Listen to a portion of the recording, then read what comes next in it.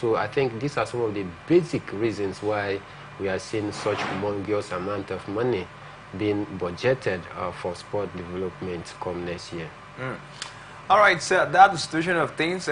Michael, of course, thinks that diversification of the economy could be the reason for the increment. Now, in the document being worked upon by the National Assembly, one of the most striking allocation is 3.65 billion for the purchase of vehicle by the Commission.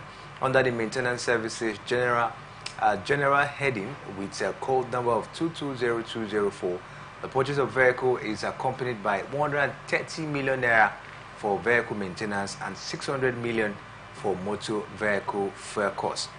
In all, 885.3 million will be spent on oil and lubricants, including fueling of plants and generators.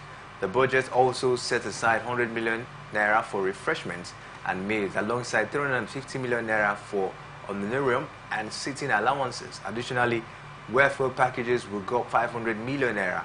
120 million naira is budgeted for publicity and advertisement, while legal services are projected to cost 140 million naira. Generally, 23.8 billion naira is set aside for the provision of office buildings, sporting facilities, and infrastructure, while another 18.59 billion naira has been allocated for the rehabilitation and repair of fixed assets. In a separate envelope, the Nigerian Football Federation gets 2.25 billion budget for 2025, while the National Institute for Sport is expected to spend 1.88 billion naira. Dr. Lechi, you've actually seen this allocation, where the money has been allocated to. You think these are the right areas? Are these the areas we should, focus at this point in time, taking a look at how this money has been allocated? Yeah. You think this is the areas the money should go? The truth is this: you may have an intent, and at the same time, you don't know how to accomplish the intent. Now, what is the intent of our administrators or our politicians towards sports? They may come on air to say that they want to see how they diversify the economy. And it's a good thing to diversify the economy. When you want to diversify the economy, especially sports in America, US, France, and other developed nations is the highest employer of labor. And if you diversify sports, at the same time, you are helping to reduce unemployment, which is a major problem in Nigeria, because we have a very high rate of unemployment. So when you diversify sports, that means a lot of people will be pulled out of the schools to concentrate on sports. As such, unemployment will be reduced. So many people who may not have had the opportunity to have a skill to work in a company or have the education to work in the right institution may not really need to go to school or attend the professional training that will give them that skill. So I think, first of all, the step is in the right direction, trying to improve on the budget for sports. But now the problem is, when you are improving on the budget of sports and you are not allocating a huge amount of money on vehicle, it now becomes a problem. Now, is it really your intent? Is it really to diversify sports, or you are trying to settle some certain person? Let us be very critical about it. Because if you want to settle infrastructure, we have a very big problem. Over 2 billion has been assigned for development of infrastructure. That is not enough. How many stadiums or stadia do we have in Nigeria? How many stadia do we have in Nigeria? As it stands presently now, we have only one stadium that is recognized by CAF that can be used for any sporting activity. That is the Gospel Apollo Stadium. So we should be looking at a situation where a huge chunk of the amount, let's say 30% of the budget, should be allocated to infrastructure. And the infrastructure has to do with what? Stadia, athletic facilities, indoor facilities. If you allocate 30% of that 90 billion to infrastructure, now you look at the states, you can have a partnership with the state where the state can bring 50%, you bring 50%, and we put the stadiums in order. So, but when you go ahead and allocate a huge amount of money to vehicle maintenance and staff refreshment and staff infrastructure, Are you not telling us that those staff doesn't have office, or they don't have offices? They do. Where the money you are allocating for those offices can easily be reduced even by 1/10, and you fix those offices and take the chunk to what? To infrastructure. The basic problem we have in Nigeria is infrastructure. We have the athletes, we have the athletes that are ready to go into athletics, and or those that are ready to go into football, but the facilities are not there. And when the facilities are not there, you find out that a lot of people now roam the streets. Before you know, they go into doing what they are not supposed to do. We have a lot of footballers, we have a lot of those that are into athletics, we have those that are into basketball that didn't go to school. But because of the raw talent that the Almighty God has given to them, and the facilities that they trained, you see them becoming something in the future. And from there, they can later go back to school. So the government should have looked at infrastructure first before talking about vehicles and refreshment and all the things they are looking at. Michael, are they missing at this point in time? Do you think they are not getting something right, taking a look at the way they have actually allocated this huge amount of money, for sport come 2025? I think for me, a lot of anomalies in the budget, the way they allocated the money. First, you talk about building new offices for, some of these strategic office holders. And the big question should be, the people who occupy office before now, were they staying outside? Didn't they have any office at all? Now, if you allocate such humongous amount of money into building offices, for different people out there, how much then will be left for the capital development of sport? Say we want to fix a stadium, say we want to build a new stadium, say we want to have a comprehensive, ultra-modern, training facilities. How much now will be allocated to that fund? Which, for me, should be the most critical angle that we need to, look into first, other than having offices for people that already had offices before. Allocating such huge amount of money just for offices, calls to so many questions. Do we then abandon the previous offices that have been used by subsequent people that have come and stayed and exhaust their time in office and go? So for me, I think if such money was allocated for critical, ultra-modern facilities to be erected, I think I would be very okay with it, because today we have only one approved stadium in the whole 36 states, including the Federal Capital Territory of Nigeria, which is Godswill Akpabio International Stadium. Away from that, we don't have any other, qualified, facility. So if such money is plugged back into renovating some of the stadium, the Moshood Abiola Stadium in Abuja, you talk about the Surulere Stadium in Lagos, you talk about the UJ Swene Stadium, you talk about the Kano, stadium. These are critical areas that cut across every region of the country. East, west, south, north, even south as well, because I think Cross River State, Calabar, is part of the south. So if such humongous amount of money is plugged back into, putting up a top-notch, world-class stadium, I think I would be okay with it, other than budgeting such humongous amount of money for offices. Come on, no.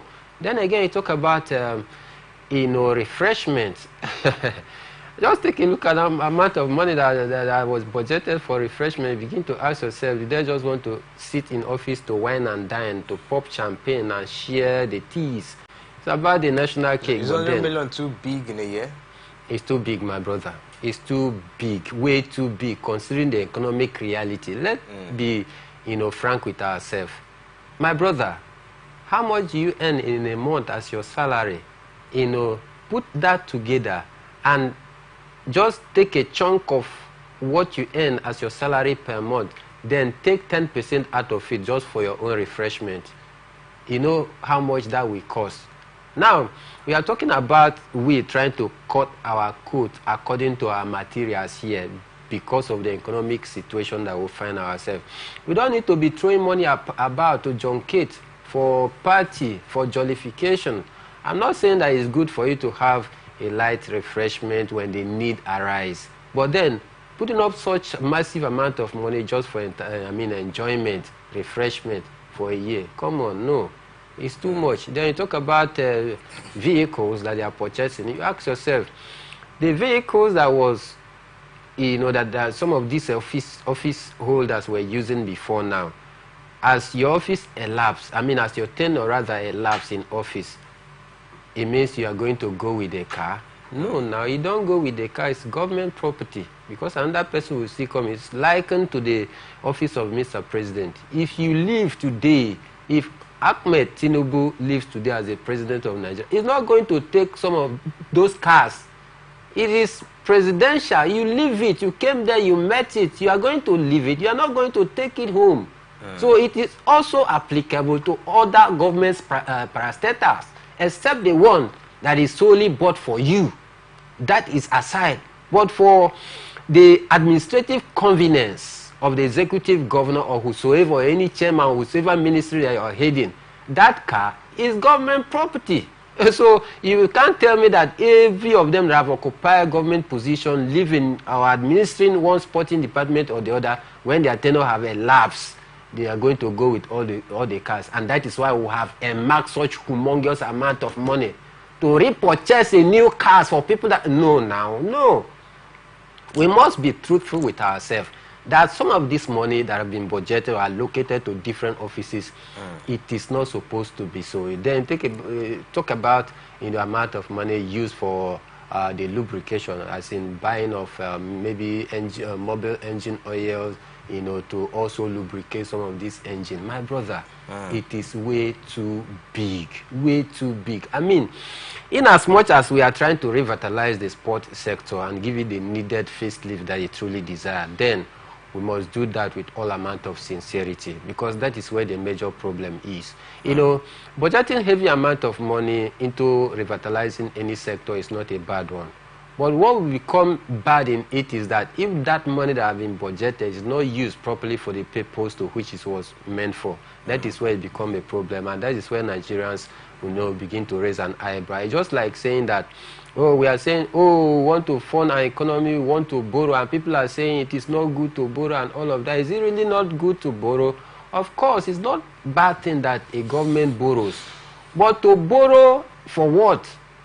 If you are borrowing, to put up a massive industrial outfit that can be able to generate income, more like a national asset that can generate income, then you know that income generated from that borrowing can also be used back to offset that borrowing. That is good. But you don't borrow to pay salaries, because borrowing to pay salaries or to put it in a place that cannot be able to maximize profit, you are at loss and you cannot be able to pay back that loan. So also the humongous amount of money that have been budgeted into the sport ministry, if we cannot use it properly to give us what we need, that in future to come we begin to maximize profit from that huge amount of money that have been sunk in, then it is a loss for us.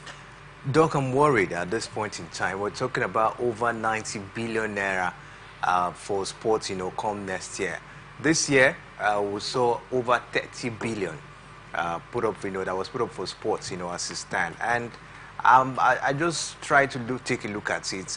So many years, years back, we've always seen budget, for sports, every year. Just recently, I've just made this for this year, over 30 billion. Do you think, we've properly utilized the money that we've actually set aside to run the affairs of sports? That's not even a question to ask, because it is obvious. Where is our position when you talk in terms of sports? Now, we went to the Olympics, and we, according to Michael, that we couldn't pick a spoon. If actually the budget that we have been putting into sports has been judiciously utilized, there's no way Botswana will have a gold medal in the Olympics, and Nigeria doesn't have a bronze medal. Okay. So we should be looking at trying to judiciously utilize what we budget for sports. Now, just like I was saying earlier, infrastructure. If we had budgeted very well for sports, then we shouldn't be lacking infrastructure. How much is it to build a stadium? A stadium, how much is it? if this money is put into proper use, then CAF wouldn't be telling Nigeria that we have just one standard stadium that could host CAF matches in the whole of Nigeria. Nigeria is made up of 36 states, including FCT, and each of the states have a stadium. In Uyo, we have the Josville and Gosville Apabio Stadium. In Cross River State, we have the UGS Stadium. In Port Harcourt, River State, we have the Dokia Mesemaka Stadium and the Yakubu Gowon Stadium. In Bayelsa State, we have the what is it called? We have the Samson Siasa Stadium. We have the JJ Okocha Stadium and Stephen Keshi Stadium in Delta State. In Benin, we have the Obi Stadium. Now, if you check around the whole of the 6 states in the South, there are stadiums. There are stadia. So, what are we doing to these facilities? If the budget we have had been properly harnessed, then the stadia authority, because each stadium have a stadia authority that will always monitor what happens and how these facilities are maintained, then there should be a collaboration between the federal government and the state government to ensure that these facilities are kept in place. It is obvious that the huge amount that have been budgeted, this year was 31 billion, has not been properly accounted for. Because if we had a proper account of the budget that have been put into sports, then the last Olympics, we should be talking about 9 gold medals. We have the capacity to produce as many athletes as possible. What we lack is the motivation. What we lack is the facility. What we lack is grooming the manpower to ensure that we get that which we are supposed to get. So I think we have not properly, as a nation, we have not properly managed the budget that have been put into sports. If we are able to account for it, then Nigeria should be among the leading nations in sports. Now we went to the CAF. Nigeria to even hire a foreign coach is a problem. So where is the budget going into? If we cannot properly hire a national team coach, immediately Gary Southgate was the contract between English national team and Gary Southgate was put off. They already have somebody.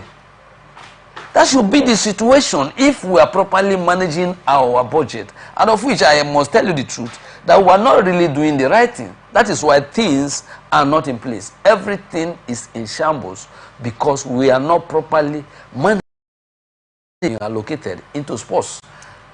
Mike, you're talking about managing the budgets and proper utilization to say as well. What do you make of it? You know, a lot of persons have been saying, why don't we take a look at a particular sport and then work on it? Probably we're talking about infrastructure, build infrastructure. If we're saying we want to maybe athletics, and then of course we'll be able to build some tracks, you know, in different pitches in the country. If we're saying, of course, we want to, you know, develop football in the country, then we have to have different, so many stadiums, of course, you know, in the country. A lot of persons are saying if we channel our energy into probably 1 or 2 or 3 sports in the country, that will help us, of course, to stand out. Just like what we've seen the likes of, we talk about Botswana in athletics, we talk about Kenya, the long distance runners as well, Uganda and the rest of them. These are areas where they have strength, and whenever they come up, you see them always doing something. You know, at this point in time, Michael, do you think we should start or probably imbibe this particular notion? For me, I think it has come to that point in time where we begin to take our priority very serious. You know, it looks as though we lack a proper priority, so we just want to, you know, delve into the think that we can also come out with a successful result in those different areas. You see, my brother, a rolling stone, they say, gathers no moss, and you can't be jack of all trades in all. You must prioritize what actually you want to achieve. You want to make a very good headline, you want to make a stride, a giant stride in a specific area. Why not be specific about it? Prioritize it. so that you get the best, so that you know that you are channeling all your effort towards seeing that, that thing comes to fruition, other than just being a jack of all trade and master of none. You come to taekwondo, we say we are there. Athletics, we are there. Basketball, we are there. Judo, we are there. Rugby, we are there. There how? Just to go there and make up the numbers without going to compete at the highest level with those. Take a look at the likes of South Africa. When you talk about rugby in Africa, I think South Africa comes first. You talk about Kenya, Ethiopia. Talk about long distance race. I think you can also hear their name as one of the best. You talk about maybe Morocco.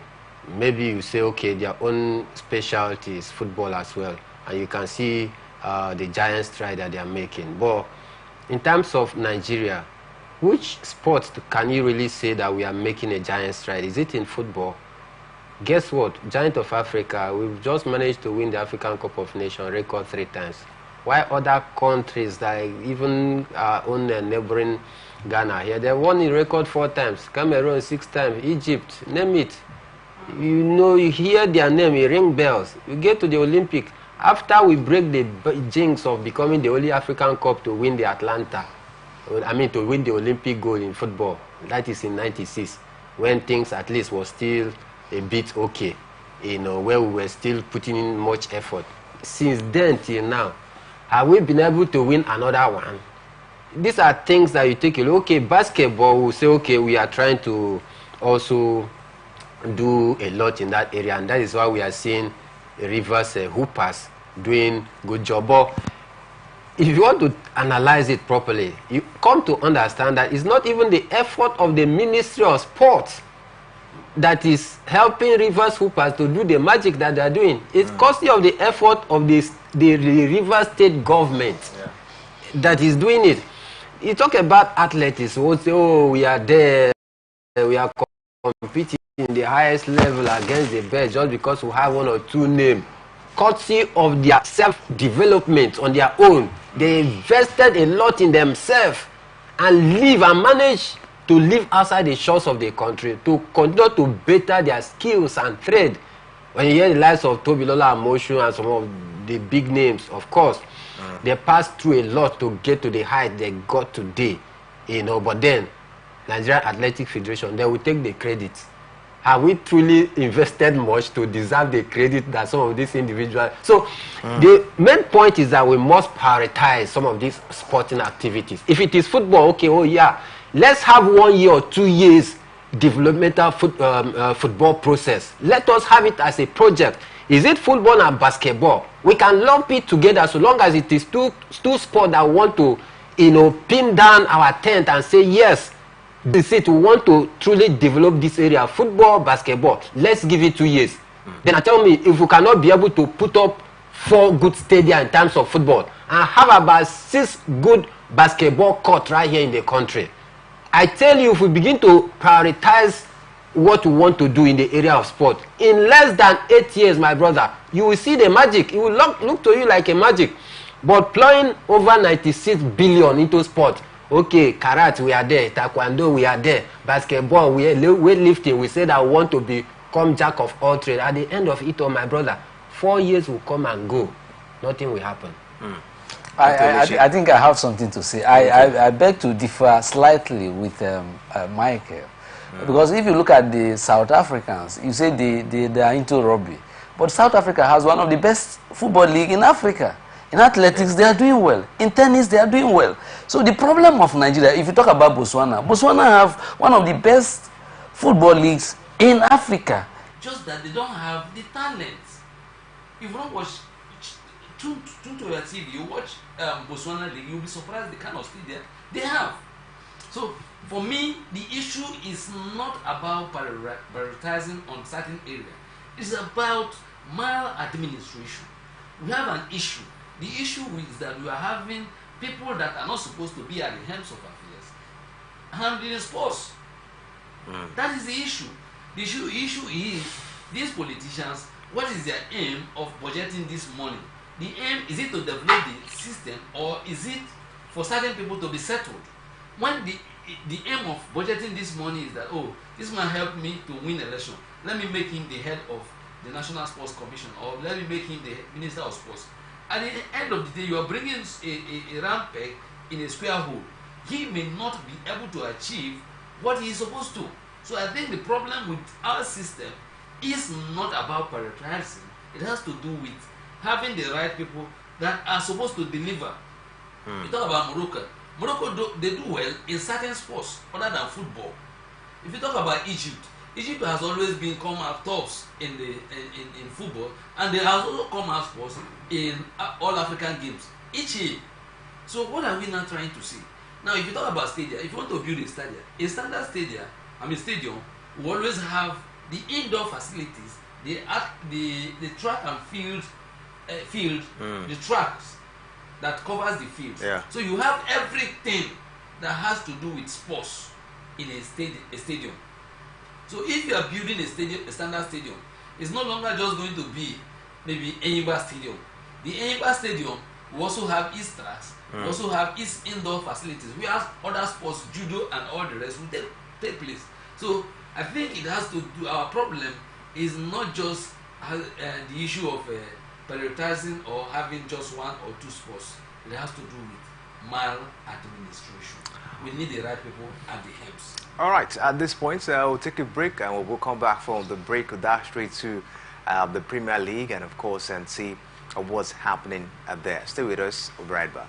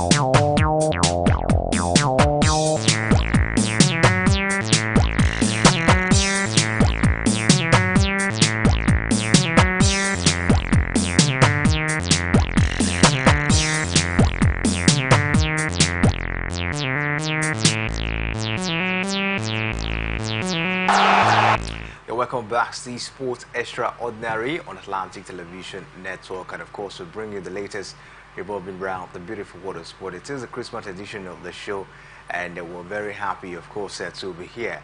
But let's move straight to England. Chelsea manager Enzo Maresca has refused to rule Manchester City out of the Premier League title race.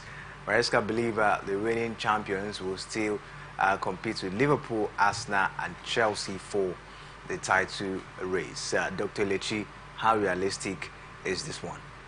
It is not a very realistic one, because I was going through a publication on the internet where they listed most of the players in Man City, and if you check, the majority of their players are above 30, and you know the law of diminishing return will always come, and once the law comes, there's nothing you can do. It will always affect the players. And if you check the performance of Man City, for 12 matches, they've won 9, drew 2, and won 1. Something like that, something of that nature. This is not typical of the Manchester City team that we used to know. So if the Chelsea coach Enzo Maresca is saying that Manchester City is still a title contender, I think he may not really be getting it right. Now, the previous seasons that Manchester City have won the cup, he said that they lose 2 games or 3. Now this season they've lost 6 games. Now tell me, how can a team that has lost 6 games be a title contender? 12 points behind league leaders Liverpool. It's not about the number of points. Now you look at the antecedents. In all the times they have won the leagues, they've not lost more than 3 games. Now they have lost 6 games. In 12 games, they have lost 9. In all competition. In all competition. What do you make of it? They've lost 6. Yeah, 6 out of 7 games in a row. Out of 8 games in a row in the Premiership, they've lost 6, and they've just won 1 and drew the rest. So what do you make of that? How will you tell me that such team that could not be able to fix their issues in 12 games will not be a title contender? I think that is a misplaced statement. Michael, is City out of the title race from what Doc is saying? No. I think City is pretty much in for the title race. Though you're having a very poor form, it's not a yardstick for you to outrightly write them off at this point in time. There's still much game to come. About 17 games played so far, and in a game that you need in a season you need to play about 38 games. You know, having played 17 games so far, you're still having about 21 games to go. Then let's get our calculators right and do the mathematic aspect of it. 3 times 21, that is 3 points times 21 games that is still to play. You're having about 20 games to go. We have 17 games played so far. We have 38 games to play. We are having about 21 games to go. So 3 points. 19. We have 19 for each house. We have. 19 is 38. How many games have played? So have been played. And then what are we saying? So we are having 21 games to play. 3 points times 21. You are having about 63 points, isn't it? And so having 63 points to play for, and you are outrightly writing Manchester City off just because they are seated 7th on the log, just because they are 12 points adrift of the league leader Liverpool. I mean, let's be fair in our judgment. Let's be realistic. This is still Manchester City we are talking about. A team that won the English Premier League title 4 consecutive times in a row, equaling the record of, even surpassing the record of Sir Alex Ferguson and Manchester United. So for me, I think City is still very much in the title race. Liverpool, it cannot be certain that they are not going to drop any more points. Don't forget, injury will set in for Liverpool. The big question is for Liverpool, do they have that squad depth, that thick squad depth that can be able to cover up when injury sets in? The likes of Salah right now is firing from all cylinders, doing pretty well, no doubt. Cody Gakpo, Luis Diaz, name it. They are all doing very well. But if injury sets in, can they be ready for the title chase? Even their players as well will say that they don't know what title chase is all about. Nicolas Jackson have stated that fact, and even Noni Madueke said that they don't know what title race is all about. They don't even look at the table. So for me, invariably saying to say that Chelsea has not yet matured for the title race so far this season. So for Arsenal, can they be trusted to fight till the end? Of course, no. They can't be trusted. Bukayo Saka, one of their engine room, is already injured, and this may be where their own problem is going to start. Like always, whenever Saka and Martin Odegaard is injured for the Arsenal team, you look as though the whole Arsenal team breaks down. So take Arsenal out of the equation. Take Chelsea out of the equation. Liverpool still have the question of squad depth. If injury sets in, can they be able to balance the book and continue to churn out the positive result? This is where you get to know that City is still very much in. Their players are gradually coming back. That is the injured one. They are gradually coming back. So if all the injured player comes back from Manchester City, I tell you, the table is going to turn around. Just like Pep said, he said, give me my players and all will be fine. And trust me, give him all his players, let them get fit. The likes of Grealish, the likes of the midfield maestro, talking about Kevin De Bruyne, and some other of their key players. Don't forget, one of the youngest players that won the player of the season last time, Phil Foden, has found it difficult to find the back of the net. What if he's hit his prime again and discover his form? Erling Haaland is not firing, just like he started in the season, scoring about 9 goals in about 6 games. He's not find his scoring boot in the last 3 games. So when all the injured player for Manchester City comes back and they begin to pick their form in January, my brother, you'll be shocked of what Manchester City is going to do. So don't write them off. It is not done and dusted. It is not dead and buried for Manchester City. Write them off at your own peril, Dr. Elechi Oweke. But I tell you for sure, Manchester City is still going to fight for this title. I think you are really getting it wrong, because you are just being so optimistic with Manchester City. Now you are failing to recognize the law of diminishing return and the age of the players. Because if you are only talking about injury, what if those players come back to injury? There are a lot of factors. They come back to the injury and could not play to their full fitness. Now we have seen Kevin De Bruyne. He has come back from injury. He has not given the 100% he used to give. So even Grealish, even Foden. So what about Akanji, John Stone, and Nathan Ake?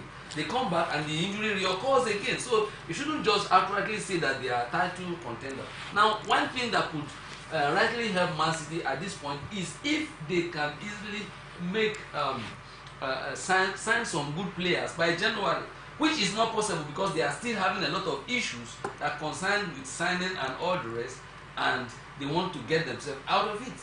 So it's a very big problem that you are writing Liverpool up, you are writing Chelsea off, you are writing Arsenal up, and you are not believing in somebody that is in 7th position to come and win the league. I think you are getting it totally wrong. All right, sir. Thank you very much.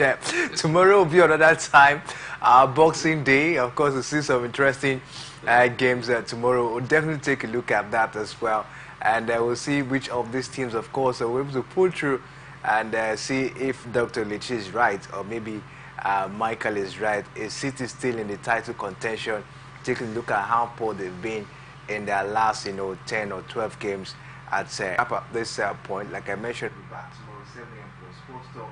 Sport Extraordinary coming away as well tomorrow 6 p.m. Do want to join us, and of course, we'll promise to make it very, very exciting down here.